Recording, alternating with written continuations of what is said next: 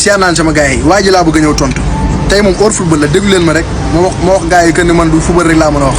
déglu leen li waa ji wax. soit nan ngeen mën a dajeeg waa ji mokkal téere bi gën a kawe si àdduna bi yëpp alors que waa ji buujumaan la donc il va falloir ngeen expliquer ma soit téere bi kawewul soit waa ji mokkalul téere bi munoo mokkal mbir yi gën a kawe si àdduna alors que munoo am mbir yi gën a suufe ci àdduna soit téere bi kawewul soit waa ji mokkalul téere bi munoo mokkal mbir yi gën a kawe si àdduna alors que munoo am. manque de respect bi nga njëkk a def alquran laa lay njëkk a corriger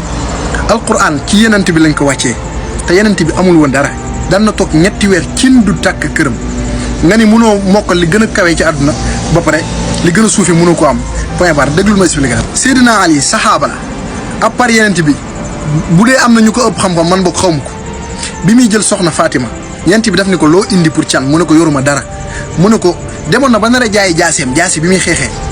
ñu ne ko doy la bu ko jaay yére bi ko yenent bi mayaan yére boo xam yére de guerre la moom la ñuy sol prothèse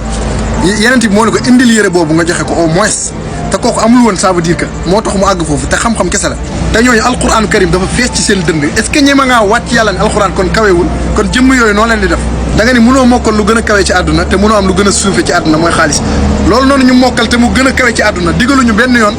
dañ leen fi indi pour ngeen di wut xaalis mais daf ñoo digal ñu jaamu yàlla wa maa xalaqtul jinna wal insa illa li ya'budun waxuñu dem leen wuti xaalis ça veut dire que wut xaalis boobu yow ton nga sa biir wax que ni lu suufe la bu kawe woon dinañ ko tudd ci téere bu mag boobu te kawe mais li mu suufe moo tax tudduñ ko ci alquran bu kawe boobu gis nga wërsëg boobu ngay forcé wërsëg moo njëkk juddu nit gis nga am na xaal booy toll ci sa biiru yaay li ma lay wax ni du samay wax na xadis la dinaa la ko afficher après nga dem seeti ko yàlla day yebal benn malaaka mu bind kañ ngay dee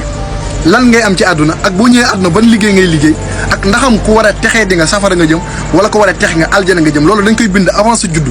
kon boo nee wërsëg da nga koy forcé ji foo koy jëli jee ñàkk a xam wala ñàkk a jàng tuuti ci sa diine moo la tax di wax loolu. loolu rek dalay won ni liggéey moo gën a tuuti ci lii may wërsëg lépp dañ ko bind ci jëwu nit dajal coono bu ne bu dee yàlla bind na la 100 francs ngay am 100 francs yooyu doo ko weesu di nga gis koo xamante ne du daj yenn coono yi day am lu ne gàññi ci àddunaam yàlla mooy dogal mais du yow nit ki maa ngi dégg sa wax nga naan 8h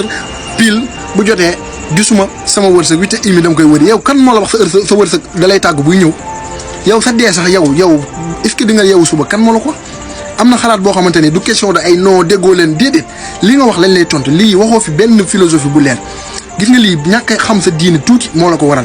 mais li nga wax ni tegoo ko fenn bëgg lu la neex ak bëgg garaaw rek moo la yóbbee lii.